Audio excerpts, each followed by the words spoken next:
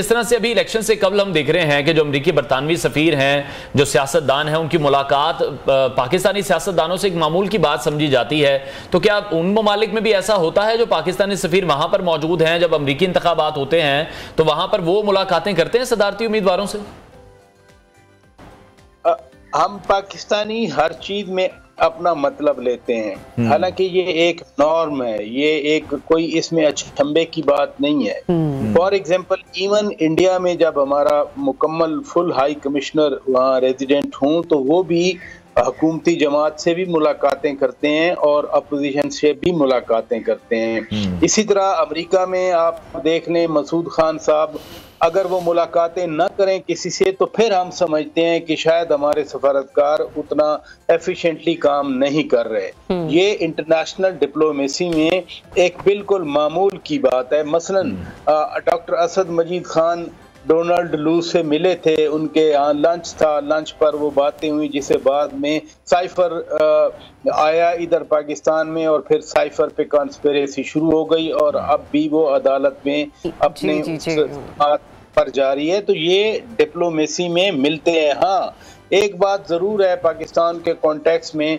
कि जैसे कभी अमरीकी सफीर को यहाँ वायसराय कहा जाता था, एक इन्फ्लुएंस होता है किसी एक मुल्क का या दो ममालिक का, तो जो मुल्क का अपना एक पावर बेस होगा और उसकी पावर की कंसेप्शन बनेगी, उस तनाज़र में इन मुलाकातों को देखा जाएगा। अदरवाइज ये बिल्कुल नॉर्मल मुलाकातें हैं, ये रूटीन की मुलाकातें होती हैं। मसलन मुलाकातों की अफवाहें तो फिर जेल के अंदर भी जारी हैं। आपको याद है जब जमान पार्क अभी बिल्कुल आबाद था तो ऑस्ट्रेलियन हाई कमिश्नर जाकर रात को मिले थे वहां पर। तो ये मुलाकातें होती रहती हैं। मुलाकातों में कॉन्टेक्स्ट, चूंकि आजकल पाकिस्तान में आने वाले इलेक्शन है तो ज्यादातर कॉन्टेक्स्ट जो है वो आजकल पाकिस्तान की सियासी सूरत हाल और इलेक्शन के हवाले से, वरना हम देखते रहे जब अफगानिस्तान का थिएटर गर्म था तो अफगानिस्तान कॉन्टेक्स्ट होता था, या जब यूक्रेन का क्राइसिस आया तो यूक्रेन कॉन्टेक्स्ट बनता था। मुलाकातें होती हैं लेकिन हालात के मुताबिक उसके सब्जेक्ट्स चेंज होते रहते। अच्छा, हमने ये देखा है शौकत साहब के डेमोक्रेटिक कंट्रीज में जो डेमोक्रेसी का पावर हाउस है वो अवाम होते हैं। यहाँ पर सबसे तो बात की जा रही है, लेकिन कहीं ना कहीं मुझे ऐसा लगता है कि अवाम को निगेट किया जा रहा है, अवाम से थोड़ी सी दूरी इख्तियार किए हुए हैं। बहुत सारे अलायंसेस हो रहे हैं, ऐसे में पीटीआई के बहुत से लोग जो हैं वो इस्तेकाम पाकिस्तान पार्टी में ज्वाइनिंग दे रहे हैं। क्या ये वोट बैंक को तोड़ने के लिए एक अच्छी स्ट्रेटेजी हो सकती है इस्तेकाम पाकिस्तान पार्टी की? इस्तेकाम पाकिस्तान पार्टी आगे मुस्तकबिल में हमें नून लीग के साथ अलायंस में जाती हुई नजर आएगी? ये बात दुरुस्त है और इस हवाले से उनकी बातचीत भी जारी है और बातचीत जारी भी पोस्ट इलेक्शन अलायंस के हवाले से या गवर्नमेंट फॉर्मेशन के हवाले से नहीं, बल्कि अभी इलेक्शन के हवाले से ही है। मेरा नहीं ख्याल कि इंतखाबी इत्तेहाद होगा, लेकिन इतना मैं जरूर जानता हूँ या सुनता हूँ कि सीट टू सीट जो है वो एडजस्टमेंट हो सकती है। अच्छा, मसलन अगर किसी कॉन्स्टिट्यूएंसी में या किसी डिस्ट्रिक्ट में नून लीग बहुत ही स्ट्रांग है तो फिर जरूरत नहीं होगी इस्तेकाम में पाकिस्तान पार्टी को अपना बंदा फील्ड करने की। लेकिन फॉर एग्जांपल जिसमें सदरन पंजाब है या नॉर्थ पंजाब है, जहां पर इस्तेकाम में पाकिस्तान पार्टी ज्यादा स्ट्रांग कैंडिडेट रखती है, जो कि in most of the cases electable जिनको हम कहते हैं वो तो बहुत हैं इस्तेकाम में पाकिस्तान पार्टी के पास। तो जहां बहुत इन्फ्लुएंशियल इलेक्टेबल आएगा वहां पर नून लीग थोड़ा पीछे हो जाएगी। तो पंजाब में कम अज कम ये मुझे नजर आ रहा है। हाँ, सिंध की सूरत हाल अलहदा है। सिंध में पीपल्स पार्टी के पास बहुत मजबूत लोग हैं, वहाँ जितना मर्जी को अलायंस कर ले इंटीरियर सिंध में, वहाँ तो कोई नहीं पूछा जाएगा। इसी तरह परवेज खटक साहब इधर अपनी पार्टी पीटीआई पार्लियामेंटेरियन बना चुके हैं, वो भी सीट एडजस्टमेंट ही करेंगे, लेकिन कोई बहुत ज्यादा इलेक्टेबल जो हैं वो कहीं से टूटकर उस तरह नहीं आ रहे उनके पास जिस तरह इस्तेकाम पाकिस्तान पार्टी के पास आ रहे हैं। तो पंजाब में लेकिन पराचा साहब, within the party Pakistan Peoples Party में आप सियासत को किस तरह से देख रहे हैं? आसिफ अली जरदारी के बयानात कुछ और हैं, बिलावल तो कहते हैं लाहौर से वजीर आजम बनने ही नहीं देंगे, चांस तो उन्हें मिलना चाहिए। हर एक लीडर ख्वाहिश कर सकता है ना, हर एक पार्टी ख्वाहिश कर सकती है और मे बी स्ट्रेटेजी ये भी तो हो सकती है ना कि एक तरफ आप दबाव बढ़ाएं, दूसरी तरफ आप वो करें, उनको कंसेशन दें या उनको लेओवर करने की कोशिश करें।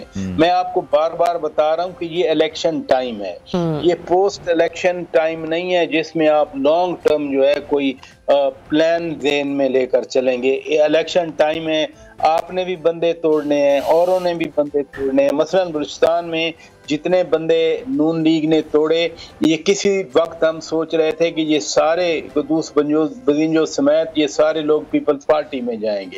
हम ये भी सोचते थे कि जाम कमाल भी पीपल्स पार्टी में जाएंगे। मीर अब्दुल रहमान खेतरा का तो पक्का यकीन था, क्योंकि मीर बाज खान खेतरा पहले पीपल्स पार्टी के वफाकी वजीर भी रह चुके हैं। लिहाजा ये जो सूरत हाल इलेक्शन के हवाले से इमर्ज होती है, फिर लोग अपनी अलाइनमेंट उसके मुताबिक देखते हैं। लिहाजा जो बिलावल भुट्टो दरदारी बात कर रहे हैं, मसलन वो कहते थे कि 90 दिन में जरूर करवाओ, फिर उन्होंने कहा कि चलें 120 दिनों में करवा दें, आपने 10 साल तो नहीं लंबा खींचना। तो ये फ्लेक्सिबिलिटी भी उसको कह सकते हैं और टैक्टिक्स भी कह सकते हैं। जब फ्लेक्सिबिलिटी के साथ आप टैक्टिक्स यूज करेंगे तो फिर one step back one step ahead होना है।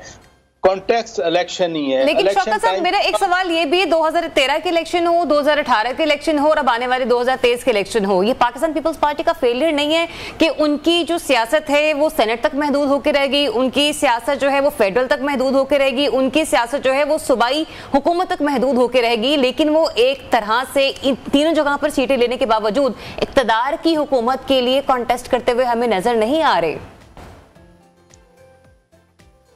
266 सीटें कौमी असेंबली की इस वक्त और पंजाब की 141 है। तो बेसिक जो बैटल ग्राउंड बनता है हमेशा वो पंजाब बनता है। इसलिए पंजाब में जो 2008 के बाद बिलावल भुट्टो ने कहा था ना कि जनरल पाशा ने उनको पंजाब में खत्म किया, उनके बंदे तोड़कर वो पीटीआई में भेजे गए सारे और पीटीआई को एक इलेक्टेबल्स की सियासत में वो लेके आए। ये बिलावल भुट्टो के अल्फाज हैं, मेरे अल्फाज नहीं है। इसलिए पीपल्स पार्टी को जितना डैमेज किया गया 2013 के बाद, जिस ईरा की आप बात कर रहे हैं, उस ईरा में पीपल्स पार्टी के पास लोग नहीं थे। और अभी भी देख लें 141 पंजाब की सीटें हैं, पिछली जो 2018 में असेंबली बन के आए उसमें टोटल 7 थे, 3 रहीम खान से, 3 मुजफ्फरगढ़ से और फिर मुजफ्फरगढ़ से वो गाड़ी चली तो गुजर खान आके राजा परवेज अशरफ की 1 सीट मिली। तो अगर आप 141 में सिर्फ आपको 7 सीटें मिलती हैं, बाकी तीनों सूबे आप मुकम्मल तौर पे स्वीप भी करके हैं, फिर भी आप सिंपल मेजॉरिटी आपको नहीं मिलती, आप हुकूमत नहीं बना सकते। तो पंजाब की जो बैटल ग्राउंड है दैट्स अ रियलिटी। और इसी वजह से मियां साहब इस्तेकाम पाकिस्तान पार्टी के साथ मिलकर अगर ये कोई सीट एडजस्टमेंट करते हैं तो that will be focused on Punjab, बाकी तो कोई सीट एडजस्टमेंट नहीं है। तो इसलिए जो चंक पंजाब का राना सनाउल्लाह इस वजह से तो कह रहे हैं कि हम 125 नशिस्तें निकालेंगे, क्योंकि उनको इस रियलिटी का इल्म है कि जो पंजाब को जीत जाएगा वो मरकज में भी और सूबे में भी हुकूमत बनाया जाएगा। और पंजाब बजाते खुद अगर सूबाई हुकूमत भी आपके पास है तो इट मीन्स ह्यूज रिसोर्सेज। अब मरकज तो जो है वो तो मकरूज रहता है, पैसा तो सूबों के पास आता है और सूबों में सबसे ज्यादा पैसा। लेकिन शौकत साहब, यहाँ पर अनवार सिर्फ राना सनाउल्लाह साहब भी तो ये बात सेंस नहीं कर सके। मतलब मैं ये कहना चाह रही हूँ कि बहुत सारे सीनियर जर्नलिस्ट, आप समेत बहुत सारे लोग ये बात सेंस कर चुके हैं, स्मेल कर चुके हैं, इस चीज को फील कर चुके हैं कि नेक्स्ट प्राइम मिनिस्टर नून लीग से ही है। मतलब आम इंतखाबात से पहले ऐसा लग रहा है कि इंतखाबात का फैसला हो चुका है, तासुर दिया जा रहा है। बिल्कुल, फिर 144 सीट्स हो या 125 हो, ये मैटर नहीं करती। अगर ये तासुर जैसे अनवार कह रहे हैं दिया जा रहा है, इसको कोई अमली जामा भी तो पहनाना है जी। You have to make numbers। बिल्कुल, ऐसे नहीं है कि आप और मैं या कोई और कहते रहे लेकिन नंबर पूरे ना हो तो फिर वजीर आजम कोई नहीं बन सकेगा। पाकिस्तान में देखें 2002 में तासुर था कि नून लीग हुकूमत नहीं बनाएगी, मुशर्रफ की किंग्स पार्टी बनाएगी, वही हुआ। 2008 के इलेक्शन में तासुर था कि पीपल्स पार्टी हुकूमत बनाएगी, उन्होंने बनाई। 2013 में नवाज शरीफ के बारे में था कि वही वजीर आजम बनेंगे, वही बने। 2018 तो अभी अभी की बात है, पूरा तासुर था कि जी पीटीआई की हुकूमत बनेगी, वही बनी। ये जो हवाएं पाकिस्तान में चलती हैं ना, ये हवाएं उसी डायरेक्शन में लेके ठीक है, लेकिन पीडीएम की जो 16 माह की हुकूमत रही है, जो महंगाई हुई है, वो उसका खुमियाजा भी इन्हें अब भुगतना पड़ेगा। बहुत शुक्रिया सीनियर एनालिस्ट शौकत पराचा साहब हमारे साथ इन कॉन्वर्सेशन थे। ब्रेक लेते हैं, ब्रेक के बाद आपको दोबारा ज्वाइन करेंगे। Stay tuned Pakistan.